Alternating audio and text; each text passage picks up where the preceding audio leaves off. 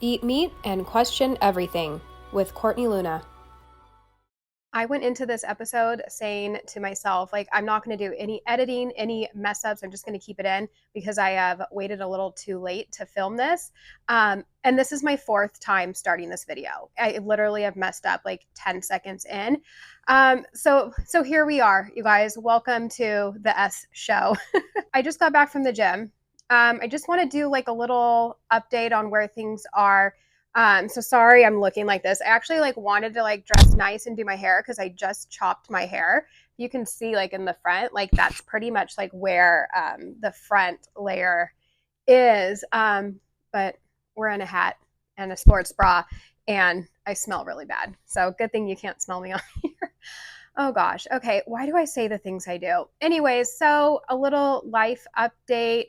I did some Q&A in Instagram stories, so I do have some questions I took from there that you guys have asked, but I just want to get you a little caught up on like where things are at for me and my journey right now. I will say I'm on, is this day 3 of running, except for today was my rest day. I did hop on the stationary bike for a little bit, but so why am I running? Well, I don't know why I'm running, honestly, because I'm not much of a runner.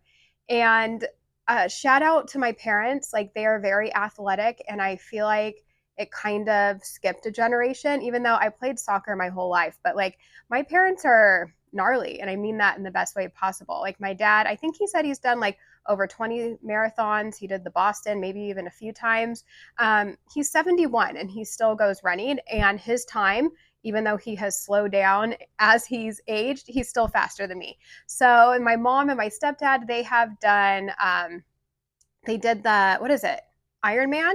Yeah, they did the Ironman. My childhood memories are essentially like going to races with my parents and them doing triathlons and whatnot. So I don't love to run, but I need to change that mindset. So like after this video, I feel like I say that a lot, like, oh, I don't like to do this, but I'm going to shift it.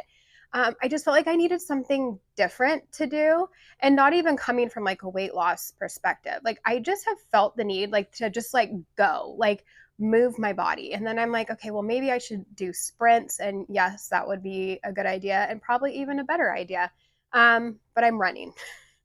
And why I also decided to do this is because it has been on my mind for the last probably like a month here and there. And then a few days ago, Michelle Hearn, she messaged me and she's like, okay, I know you don't love to run because we've talked about this before. She's like, but maybe you should train for a 5K. Hear me out. So we chatted, and then it's like, okay, well, I'm not just going to do this only for a 5K, right? Like go big or go home. Otherwise, what's the point? So I haven't technically said this out loud yet. I just said I'm running. So I haven't told anyone yet, but I think I'm training for a half marathon. So insane. Like, what am I even doing? But we're looking like at the end of November or December, like finding a race around that time. And training for that. So here goes nothing. I mean, like I've said, I've played soccer my whole life, so I am no stranger to running. But I think I was just distracted by the game. I loved the game that you kind of like forget you're running. And I used to run a little bit here and there. When I was working on boats, I in the morning before we would get to work, like I would often go for a little jog, but it's just never ever been something I've been passionate about. But here's to trying new things, right? And I don't know, I just feel like it could be good for me. So here we are. And let's see, as far as my book, okay, my cookbook, we are still in the editing process. I just have gotten the almost like the final PDF. It's like design did all the work. They put the pictures in, everything's edited. They wanted me to give it a once over, which I'm just remembering I need to do that. I need to finish tonight. I'm almost done. So we are almost going to print. I think July 8th is what we're shooting for. And then advanced copies should be ready August sometime. And then, of course, publication is October 1st. So pre-sale, if you haven't gotten yours yet, please grab it. Super important for an author to get those sales before it comes out, because it shows like the publishing company, like how well things are doing, and it shows stores like if they want to carry it in their store or not. Otherwise, it's just going to be online. So pretty please go get it now if you can. That would be amazing. All right, so that's where I am right now. And let's get to some of the questions you guys have asked. Somebody was asking about food and eating and all that with time of the month. Now, I find myself to be, I feel like when you start your period, sorry guys if you're listening, I feel like you're kind of like back to normal then. I think like the period talk, like I feel like some people are like confused or something. Like I feel like it kind of goes with the thing like, oh, I'm on my period, I'm this, that, like I'm not feeling good, I'm having these cravings where that I feel like happens the week before, right? So my when I start my cycle, like everything, it might take a couple days to catch up and feel back to normal, but that's like go time. That's like when you can do fasting and this and that and like push hard in your workouts. So for me, it's slowing down a little bit in the week before. And there's a few, ways you can go about it. Like I know Dr. Mindy talks about having carbs. You don't need to get them from plants. You can get them from yogurt, milk. Scallops are actually pretty high in carbs, even though they are expensive. Another thing you can do if you don't want to do the carbs is even like up your fat. That might make people feel better. And it's mainly, I believe, to like help support the progesterone, but I'm not a cycle expert. I should be since I have one, right? Should dive into that a little bit more. But that's what I do. I have a little bit more carbs, some milk, some yogurt, scallops once in a while. And I'll probably, you know, just try and honor your true hunger cues. I think it's normal to be a little bit more hungrier that week before. So if I'm tracking, I mean, some days I allow myself more anyways, but I would allow myself for a few hundred more calories during that week and pull back on the intermittent fasting, pull back on your workouts. I wouldn't try to be hitting any PRs. I mean, unless it feels good, but I don't know. That's what the experts say. And my husband's journey. Someone is asking me to share about that. His weight loss, he's probably had like about 25 pounds lost, which of course with guys, it's like it happens like that.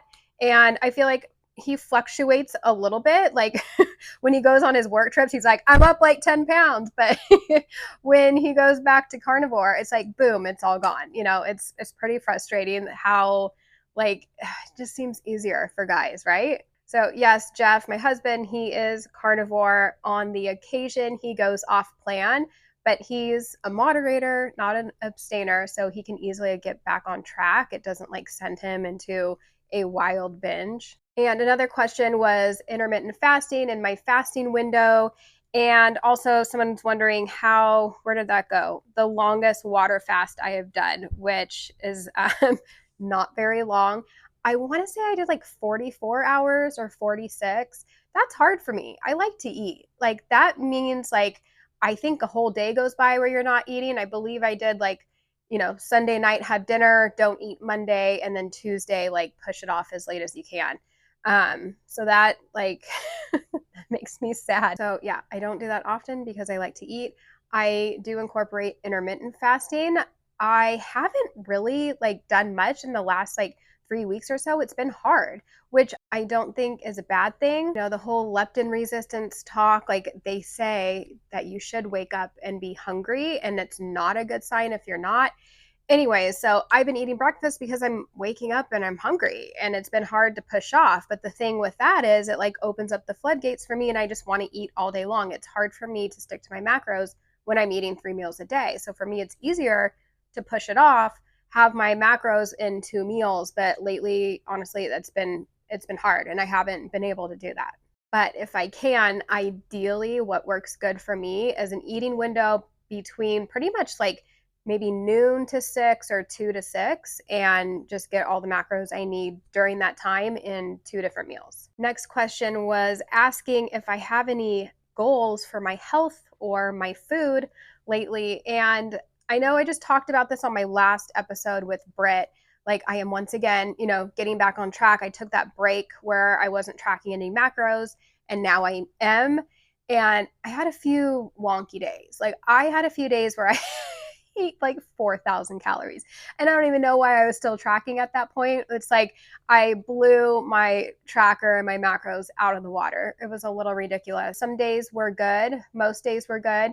But yeah, in the last couple weeks, like my weight has stayed the same, which I guess isn't like a bad thing considering I had like a few days that were pretty wild. And some of those days were like genuine hunger, but some of them I had, and now I'm done with the stevia, but I had like multiple bowls of yogurt because it had the strawberry protein powder in there with stevia.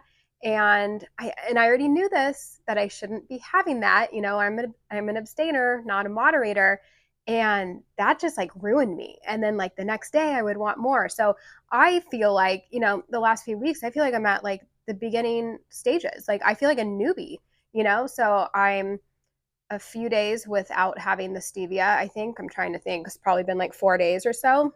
But man, like that really had a hold on me. And I went 2 years without having it. So that was a little frustrating that I allowed that to come into my diet, knowing better. But you know what? I learned a lot. I learned I can't have that. I can't moderate anything that's sweet. And for me, I just need to, stick to the basics. So to answer the question, yes, my goals are to finally get to my goal weight, which has not been happening lately. And while I do appreciate the comments that are like, oh, you look great, like maybe you don't need to lose any more weight, it's like, I do, and that's fine. Like I still have weight to lose. My husband would respectfully agree. Like no one's here in my real life being like, no, you don't need to lose anymore. Like they also agree. I mean, you can see I have, there's still like a lot, I'm pinching it all, of body fat. Like I have a spare tire around my stomach. So there is still a lot of body fat that needs to go away. I think my percentage is at like 31%. So yes, we are not there yet.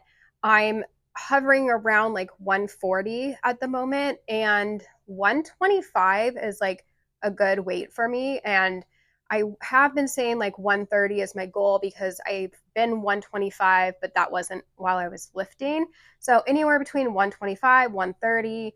I mean, I really don't care about the number. It's just, a goal to work to, but it's strictly going to be about like how I look and how I like how I look.